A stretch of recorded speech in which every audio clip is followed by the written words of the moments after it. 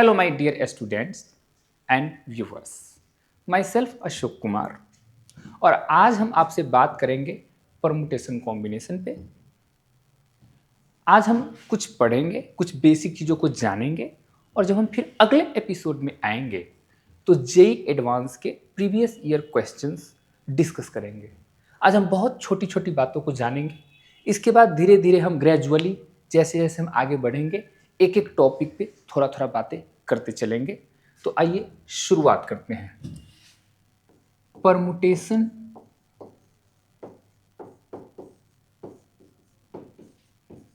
And combination.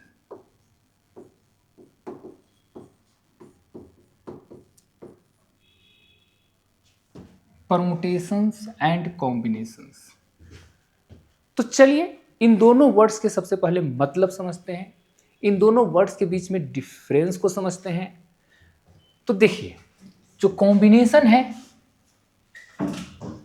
और permutation है, इसमें डिफरेंस एक चीज का है कि परमुटेशन में ऑर्डर इंपॉर्टेंट होता है जबकि कॉम्बिनेशन में ऑर्डर इंपॉर्टेंट नहीं होता है। कॉम्बिनेशन को सिंपली आप बोल सकते हो सिलेक्शन और परमुटेशन को आप बोल सकते हो अरेंजमेंट। अब बात को समझने की कोशिश कीजिए कि अगर किसी चीज को अरेंज करना है तो सबसे पहले उसको सिलेक्ट करना पड़ेगा। बिना सिलेक्ट किए तो आप उसको अरेंज नहीं कर सकते। तो ये जो अरेंजमेंट है वो 2 स्टेप प्रोसेस है और ये जो सिलेक्शन है वह 1 स्टेप प्रोसेस है। सो this is 1 step process and this is 2 step process। जैसे मान लीजिए हमारे पास 5 डिफरेंट ऑब्जेक्ट है और उसमें 2 ऑब्जेक्ट को चुनना है।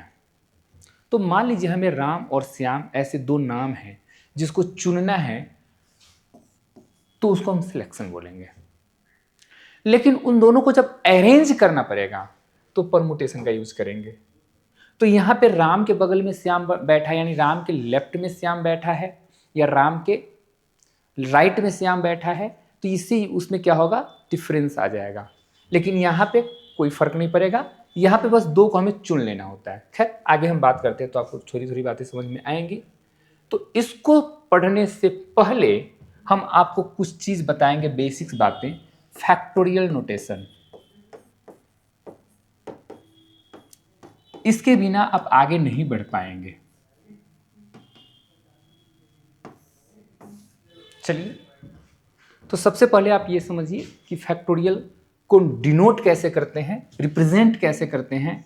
तो इसको हम ऐसे डिनोट करते हैं, इट इज डिनोटेड बाय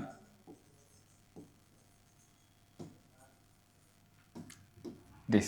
इस सिंबल से हम इसको डिनोट करते हैं या ऐसे। जैसे आपको ऐसा लिखा रहेगा n फैक्टोरियल, तो इसको क्या पढ़ेंगे, n फैक्टोरियल। पढ़ने का तरीका थोड़ा सा अलग अलग है। फैक्टोरियल n, इसको पढ़ेंगे factorial n।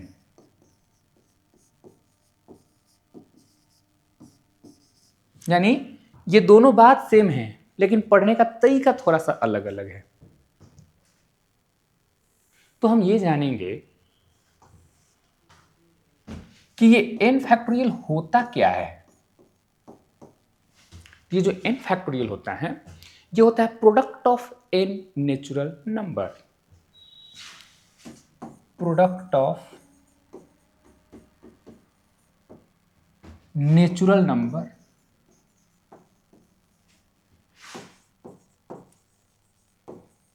Up to n। कहने का मतलब है कि n फैक्टोरियल को हम ऐसा लिखेंगे, n into n minus 1 into n minus 2 dot dot dot 3 2 1। Clear.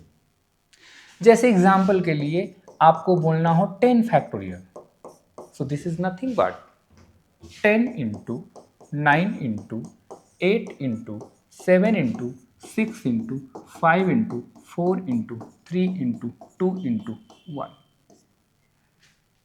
Clear? N factorial को हम समझते कैसे हैं? मैथमेटिकली तो आप समझ गए। पीएनसी के फॉर्म में इसको कैसे समझते हैं कि जैसे अगर आपके पास एन ऑब्जेक्ट हो, एन डिफरेंट ऑब्जेक्ट हो और एन प्लेसेज हो, तो कितने तरीके से आप अरेंज कर सकते हैं, उसी को बोलते हैं एन फैक्टोरियल। सो एन फैक्टोरियल को पीएनसी में क्या बोलते हैं? Number of veg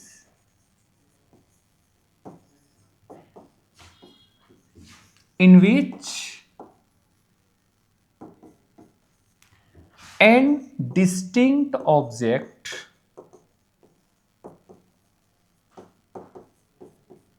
can be arranged in a row। Clear? Simplicity के लिए मैं आपको समझाने के लिए एक चीज बताता हूं, उनको समझने की कोशिश कीजिएगा।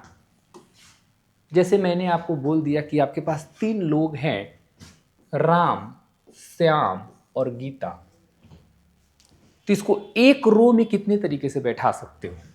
अपने पास 3 प्लेस है, इसको बैठाना है तो कितने तरीके से बैठा सकते हैं? 3 factorial, and that will turns out to be 3 into 2 into 1, 6।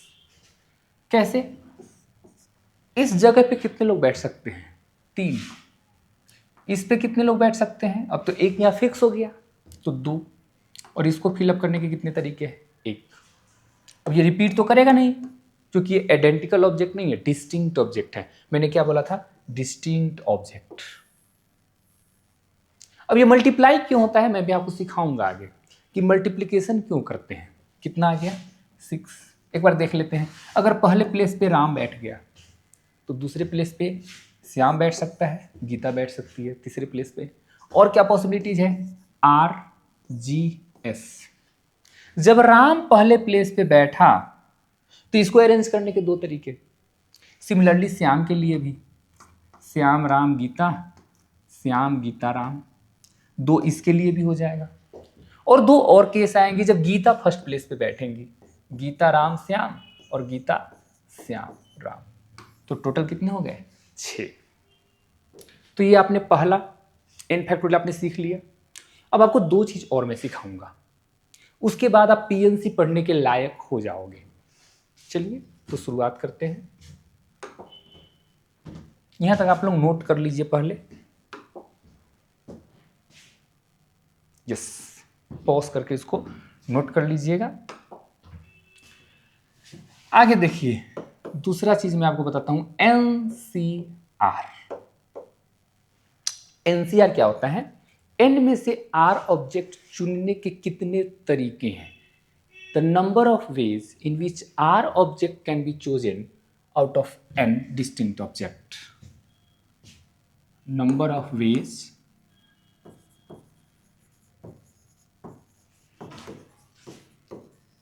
in which R object can be chosen out of an distinct object. The word distinct is very important here. Identical object नहीं है, distinct object है। अब simple सी बात है कि अगर हम N में से आर ऑब्जेक्ट को चुन रहे हैं तो आर एन से कम होगा। तो इस केस में क्या होता है? आर की वैल्यू एन से क्या होती है? छोटी होती है। डिस्टिंक्ट ऑब्जेक्ट है तो ये फ्रैक्शन में तो नंबर नहीं हो सकता, तो आर और एन जो होता है वो क्या होता है? अपना होल नंबर लिख सकते हैं। हालांकि एन जब 0 होगा तो वो बहुत वैलिड बातें तो होंगी नहीं, लेकिन जनरल के लिए आप ऐसा बोल सकते हैं। हालांकि आप इसको ऐसे लिखेंगे तो और बढ़िया होगा, जैसे 0C0 लिखने का क्या मतलब होगा? तो सबसे बढ़िया होता कि आर को आप बोल दीजिए होल नंबर और एन को बोल दीजिए नेचुरल नंबर। ये सबसे बढ़िया रहेगा। ठीक है, आगे और बात हम करते हैं। तो इसका जो फॉर्मूला होता है वो होता है N factorial upon R factorial into N minus R factorial. Clear? सुनिएगा, इसको कोई आदमी ऐसे भी लिख सकता है, N C N minus R. समझिएगा कि जब ये आर जैसा ट्रीट करेगा, जब ये आर जैसा ट्रीट करेगा तो एन माइनस आर वापस से क्या हो जाएगा, आर। तो ये N factorial, N minus R factorial. अब जब इसमें से इसको माइनस कीजिएगा तो ऑटोमेटिक ये आ जाएगा। तो एन से एन माइनस आर करिए या एन सी आर करिए, बात सेम है, क्योंकि इन दोनों का सम क्या है, एन। एन आर और एन माइनस आर का सम क्या है, एन। चलिए इसमें तीसरी बात लिख लीजिए आप। तो ये हो गया सी, मतलब क्या हुआ, सिलेक्शन। हमने क्या बोला, चोजन, मतलब हमें सिर्फ सेलेक्ट करना है, अरेंज नहीं करना है। चलिए तीसरा नंबर आपको अगले पेज में बता देते हैं। NPR, number of ways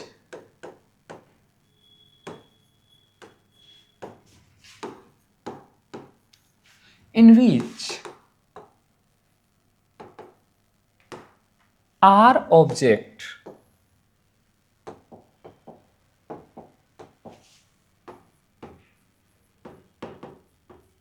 can be arranged out of n distinct object,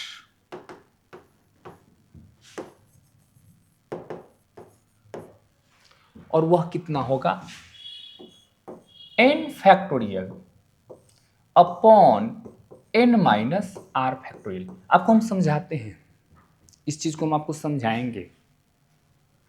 NPR का मतलब हुआ, मैंने आपको बताया था, ये P डिनोट्स परमुटेशन, कि N में से R ऑब्जेक्ट को पहले सेलेक्ट करेंगे और फिर उसको हम एक लाइन में सजाएंगे, मतलब अरेंज करेंगे। ये दो स्टेप प्रोसेस है, तो पहले सिलेक्शन होगा और फिर अरेंजमेंट होगा। मतलब NPR can be written as NCR into R factorial. दो स्टेप प्रोसेस, पहले सिलेक्शन और फिर अरेंजमेंट। क्लियर?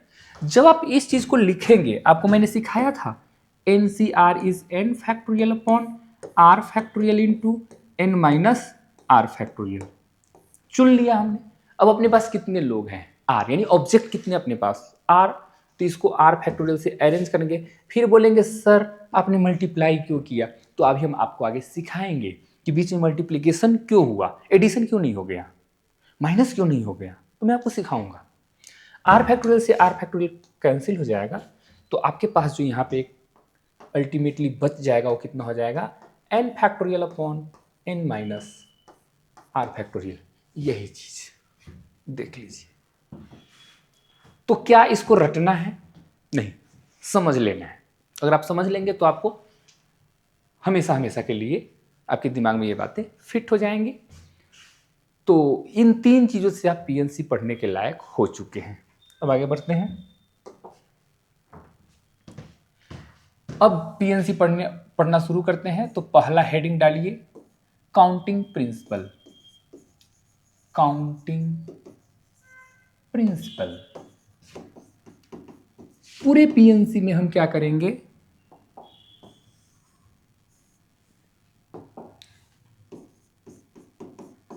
हम चीजों को काउंट करेंगे। और काउंट करने के लिए हम दो चीज सीखेंगे, एक एडिशन और एक मल्टीप्लिकेशन। हम ये जानेंगे कि एडिशन कहाँ करना है और मल्टीप्लिकेशन कहाँ करना है। ऐसा क्या होगा कि हमें एडिशन करने की जरूरत पड़ेगी और ऐसा क्या होगा जहां मुझे मल्टीप्लिकेशन करना पड़ेगा। चलिए, और आपको मैं एक बात बताऊं, multiplication is nothing but addition. मैं आगे आपको बताऊंगा, सिखाऊंगा। तो चलिए पहला लिखिए, और। जैसे क्वेश्चन में जहां पे और लिखा रहेगा तो वहां पे हम ऐड करेंगे, और जहां क्वेश्चन में एंड लिखा रहेगा वहां पे हम क्या करेंगे, मल्टीप्लाई करेंगे। लेकिन हमेशा एंड और आपको मिले ऐसा जरूरी नहीं है। फिर आप क्या करेंगे, फिर आप चीजों को देखेंगे और उससे डिड्यूस करेंगे कि इसमें एंड है या और है। आप जो है उसको फील करेंगे, उसके बाद अप्लाई करेंगे। क्वेश्चंस के माध्यम से हम आपको आगे बताएंगे। जैसे मान लीजिए आपको मैं यहाँ समझाने की कोशिश कर रहा हूँ, ये रांची शहर है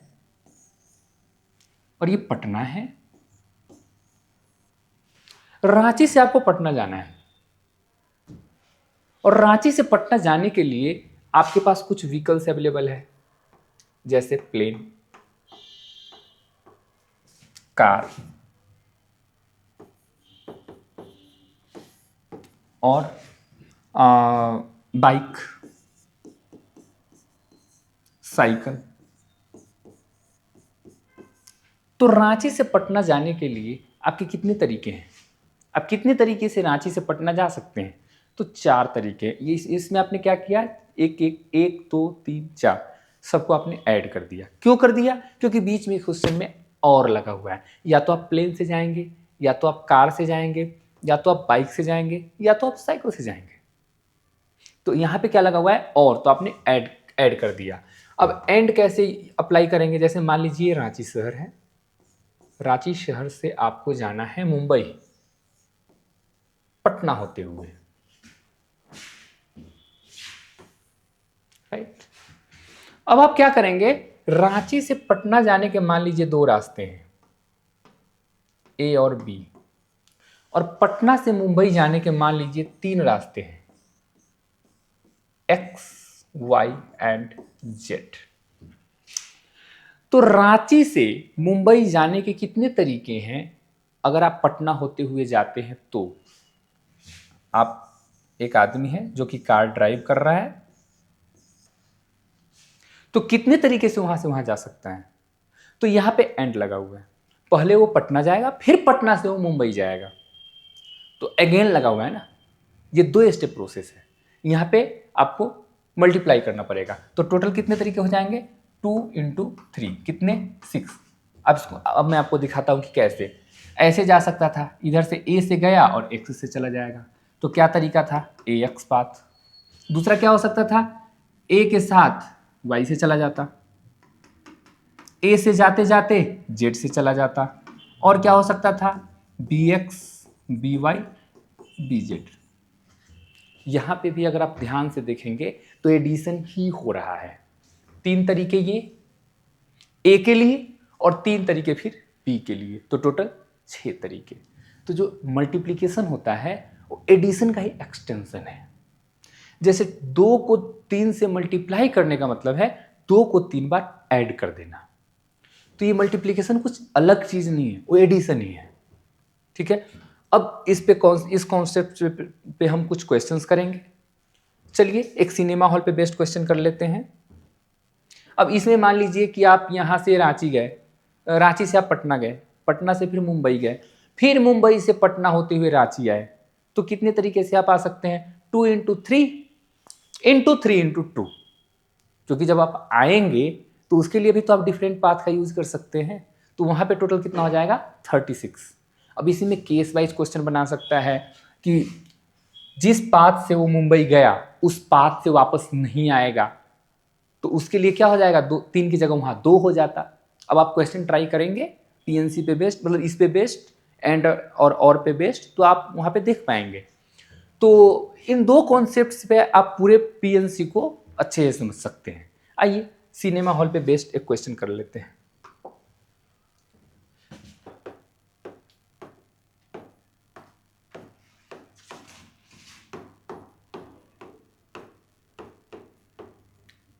चलिए एक सिनेमा हॉल बनाते हैं और उस पर बेस्ड कुछ क्वेश्चंस करेंगे।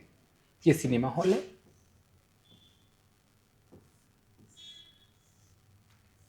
मान लीजिए ये सिनेमा हॉल है और इसका ये स्क्रीन है और इसमें कुछ गेट्स है। यहाँ पे E1 गेट, यहाँ पे E2 गेट, यहाँ पे E3 गेट, और यहाँ पे E4 गेट, और यहाँ पर E5 गेट। 5 गेट है, एक स्क्रीन है। आप लोगों में से कोई स्टूडेंट मूवी देखना चाहता है तो वो कितने तरीके से मूवी देख सकता है? अपने पास गेट कितने हैं? 5। हमारे पास कोई रेस्ट्रिक्शन नहीं है, तो वो किसी भी गेट से एंट्री कर सकता है और किसी भी गेट से एग्जिट कर सकता है। मूवी देखने का मतलब है कि उसने एंट्री किया और एंट्री करके एग्जिट कर गया, तो हम मान लेंगे कि उसने मूवी देख लिया। वो खड़े होकर भी मूवी देख सकता है, बैठ के भी देख सकता है। मतलब इस क्वेश्चन में हमें ये बताना है कि in how many ways one person can entry and exit from this cinema hall. तो सुनिएगा, जैसे मैं आपको बोलूं कि the number of ways in which